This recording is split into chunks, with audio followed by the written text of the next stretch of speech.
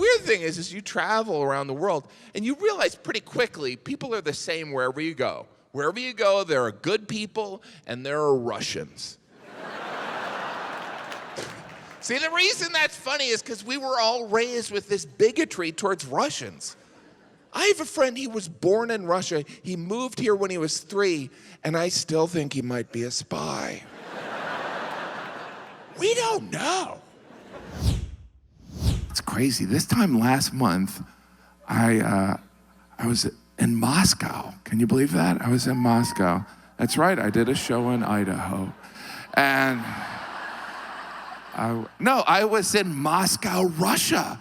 I did a show, but I also wanted to find out who's going to win the next presidential election. And I would ask, I was like, who's going to win? They're like, it's a secret. I'm like, can you give me a hint? No, you ruined surprise. You'll find out like everyone else. Russia was fascinating. Such cultural differences. Like the Russians, they never smile unless it's something really, really that makes them happy. And I asked them, I'm like, why don't Russians smile? And they're like, because we're miserable. I was like, that's interesting. I should do that. But I went to Red Square, which was fascinating. There was the Kremlin, and there was St. Basil's Cathedral, that beautiful building with the towers that look like soft serve ice cream. And you know in Times Square how there are people dressed like Elmo and Dora? Well, in Red Square, I'm not making this up, people are dressed like Russian historical figures. So people are walking around like there's someone dressed like Lenin, and there's someone dressed like Gorbachev, and then I saw someone dressed like Stalin. I was like, wow, that's weird. Didn't he do a couple bad things? And I was like, that's something you'd never see in Germany, you know? You know, you'd never see someone dressed like Merkel, you know what I mean? No, it was someone who was dressed like Stalin, and people were paying to get their picture taken, and a lot of them were tourists from Russia, and they were like, I want my picture with the mass murderer. And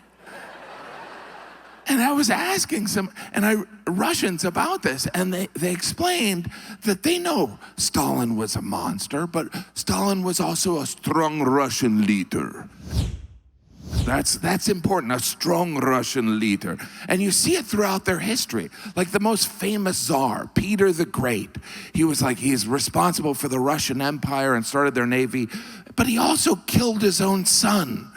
And I was like, he's still great? And the Russians are like, parenting is difficult. Really? Yeah. And it's common knowledge that he tortured and killed his own son. They're like, kids can be annoying. And maybe Peter is considered great compared to the first Russian Tsar, who was Ivan the Terrible, who sounds like a professional wrestler. That was his name, Ivan. Like, did he know that's what people called him? Was he like, hey, do I have a nickname? What do people call me? Do they? Oh, you have a nickname. Do they call me Ivan the Great? No, they call you Ivan the Terrible. Do they mean that in like a positive way? Like Ivan the Terribly Handsome, is that it? No, they call you. What if he was in denial about it? He's like, what'd I ever do? What? Well, you also killed your son. Yeah, that's a big Russian thing. But Ivan, you also, the architects of St. Basil's Cathedral, you blinded them. That was a misunderstanding. I asked them, could you ever recreate something as beautiful as that? And they said yes, but I thought I heard them say, poke my eyes out. So it was a misunderstanding.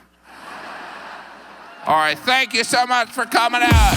Hi, thanks for watching. Hit subscribe if you want. If you want to see more stand-up, I have more stand-up, or if you want to see an original show like Let's Get Cooking or the Mike and Pat Show, that's available on my channel. But also, just know that I'll be posting a new video every day during this pandemic or until the world ends. Please hit subscribe and turn on your alert or notification button.